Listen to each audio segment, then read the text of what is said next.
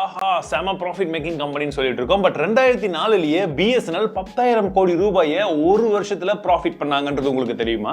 இவ்வளவு நல்ல ப்ராஃபிட் பண்ணிட்டு இருந்த கம்பெனி தொடர்ந்து இப்போ வந்து பாத்தீங்கன்னா கடந்த ஒரு சில ஆண்டுகளாவே ஃபுல் அண்ட் ஃபுல்லா வந்து லாஸ்ல தான் இருக்காங்க 2008க்கு அப்புறமாக. அதற்கான காரணம் என்னன்னு யோசிச்சு பாத்தீங்கன்னா 2008க்கு அப்புறமா தான் 2G ஸ்கேம் வந்தது. அதுக்கப்புறமா வந்து பாத்தீங்கன்னா அந்த 2G ஸ்கேமுக்கு அப்புறமாக BSNL புது ஆர்டர்ஸ் எதுவுமே பிளேஸ் பண்ண முடியாம, புதுசா எக்யூப்மெண்ட்ஸ் மாத்த முடியாம, அவங்களுடைய டெக்னாலஜி அப்கிரேட் பண்ண முடியாம அப்படியே வந்து ஸ்டாப் ஆயிட்டாங்க.